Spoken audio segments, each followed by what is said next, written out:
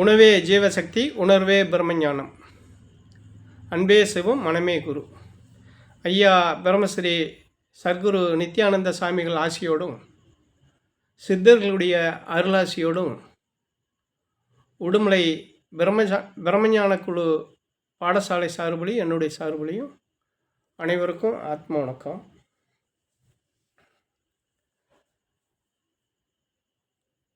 ஆன்மீகத்தை தேடி வர்றதுக்கு காரணமே என்ன அப்படின்னா, ஆன்மீகம்னாலே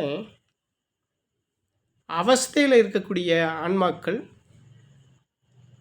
துன்ப துயரங்களில் இருக்கக்கூடிய ஆன்மாக்கள்லாம் அதுக்கு ஒரு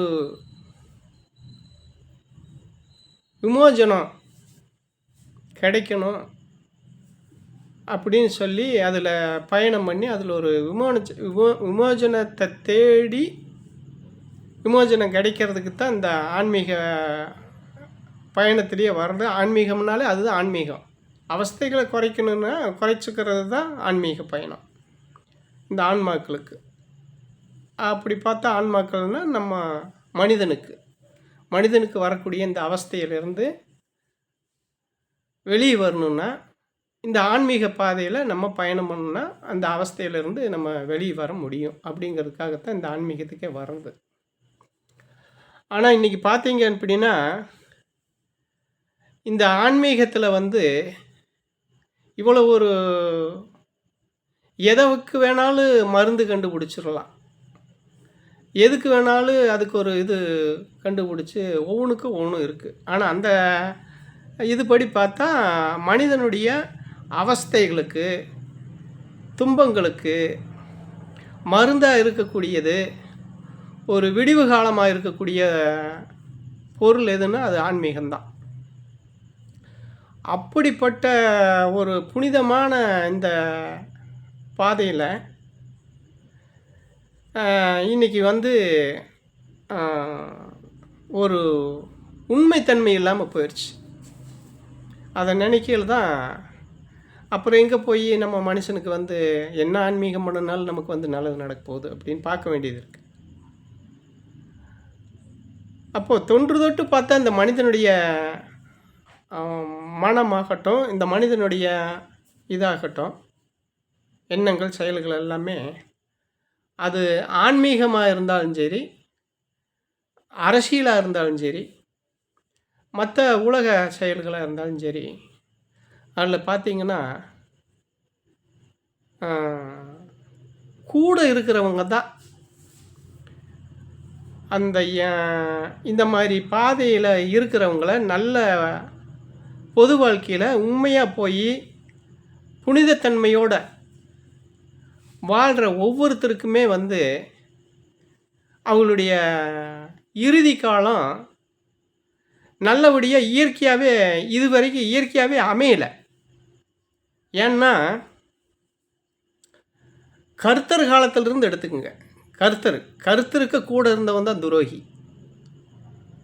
அவருக்கு அந்த இறுதி காலம் மரணம் சம்பவிக்கிறதுக்கு காரணமாக இருந்தவனாருன்னு பார்த்தா கூட இருந்தவன் தான். அதுக்கடுத்து பார்த்தீங்கன்னா புத்தர். அதுக்கடுத்து பார்த்தீங்கன்னா இப்போது சமகாலத்தில் காந்தி, மகாத்மா காந்தி. அதுக்கடுத்து பார்த்தீங்கன்னா அந்த சினிமாவில் கூட அந்த இது பாகுபலின்னு அவங்களாம் வாழ்ந்தவங்க, அதுக்கு சொல்கிறேன். அப்போ கூட இருந்தவன் தான் ஷேக்ஸ்பியர். அவன் கூட இருந்தவன் தான், கூட இருந்த நண்பன் தான் துரோகியாக மாறுறான். அப்போது கர்த்தர் காலத்திலேருந்து இப்போ இருக்கிற இப்போ நம்ம பேசிகிட்டு இருக்கிற கட்டபொம்மன் வரைக்குமே கட்டபொம்மனுக்கு யார் துரோகியாக இருந்தா? கூட இருந்ததான் எட்டப்பந்தான். அப்போ இப்படி எல்லாருமே இந்த மனித சமுதாயத்துக்காக வேண்டி, நியாயத்துக்காக வேண்டி போராடிய எல்லாருக்குமே, அது ஆன்மீகவாதியாக இருந்தாலும் சரி, அரசியல்வாதியாக இருந்தாலும் சரி, கூட இருக்கிறவன் தான் போட்டு தள்ளுறேன். அது வேதனைக்குரிய விஷயம். சரி, இதுக்கு முன்னாடி அப்படிலாம் நடந்துச்சு. இதெல்லாம் வந்து நம்ம சிந்திச்சு பார்த்து இந்த மாதிரி நம்ம வந்து இப்படி ஒரு துரோகத்தை செய்யக்கூடாதுன்னு எந்த மனிதனாவது நினச்சி சிந்திக்கிறானா? சிந்திக்கிறது இல்லை. துரோகிகளாக இருக்கிறானுங்க கூட இருக்கிறவனுங்க. அப்போ இவனுக்கு என்னதான் வந்து ஆன்மீகத்தில் வந்து இவனுக்கு வந்து பயணம் பண்ணினாலும், அப்போது இவனுக்கு வரும்போது ஒரு நிலையில் வர்றானு இங்கே வந்து கொஞ்சம் ஒரு மாதிரியாக ஆகிட்டதுக்கு பின்னாடி அந்த ஈன புத்தி இவனுங்களுக்கு வந்துடுது. அப்போ இதில் வந்து எல்லா மகானுகளாக இருக்கிற அத்தனை பேர்த்துக்குமே பாருங்கள், கர்த்தராகி இந்த கட்டபொம்மன் வரைக்குமே பார்த்தீங்கன்னா கூட இருக்கிறவன் தான் துரோகியாக இருக்கிறான், கூட இருக்கிறவன் தான் குழி தோண்டுறான், கூட இருக்கிறவன் தான் மண்ணை போட்டு மூடுறான் அவனை. அப்போது இந்த ஆன்மீகத்தில் என்ன தான் வந்து இது பண்ணினாலும், இந்த ஆன்மீகத்தில் போகிறவனும் சரி, அரசியல்வாதியாக இருந்தாலும் சரி, எல்லாருக்குமே வந்து அப்போ இது யாரை நம்புறது? அப்படி ஒரு கேள்வி இருக்குது இல்லையா? அப்போது சரி இப்படி செய்கிறாங்க, யாரை நம்புறது? அதுக்குத்தான் ஒன்றை நம்பு, நீ உன்னை யாருன்னு தெரிஞ்சுக்க, உன்னை நீ நம்பு. உன்னை நம்பினீன்னா நீ யாரை நம்ப வேணும்னு உன் ஆன்மா உனக்கு வழிகாட்டும். உன்னை நீ நம்பினா, உன்னை நீ தேடனா, நீ யார் கஸ்டடியில் போனால் உனக்கு இந்த துரோகம் நடக்காது அப்படிங்கிறது அந்த ஆன்மா உனக்கு, உன் ஆன்மா உனக்கு வழிகாட்டும். அப்போ உனக்கு என்ன வேணும்? தேடல் வேணும், தேடல் இருக்கணும், தேடல் இருக்கணும். அப்படி இருந்தால் மட்டும்தான் உங்களுக்கு வந்து அந்த இந்த மாதிரி, அதாவது வள்ளலார் சொல்லுவார், வள்ளலார் பெருமானார் வள்ளலார் சொல்லுவார், உள்ளொன்று வைத்து புறமொன்று பேசும் உறவு களவாமை வேண்டும் அப்படிம்பார். உள்ளத்தில் ஒன்றை வச்சுக்கிட்டு புறத்தில் ஒன்றை பேசி வாழ்கிற வாழ்க்கை வாழ்ந்துக்கிட்டு இருக்கானுங்க இல்லையா, அவனுங்களுடைய உறவு எனக்கு வேண்டாம், அந்த உறவில் வந்து எனக்கு கலக்காமல், அந்த உறவில் போய் நான் கலக்காமல் இருக்கணும்னு சொல்லி வள்ளல் பெருமானார் வந்து நமக்கு வழிகாட்டுதல் சொல்லியிருக்கிறார்.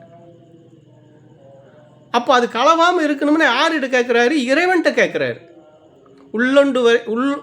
உள்ளொன்று வைத்து புறமொன்று பேசும் உறவு களவாமை வேணும்னு யார்கிட்ட கேட்குறாரு?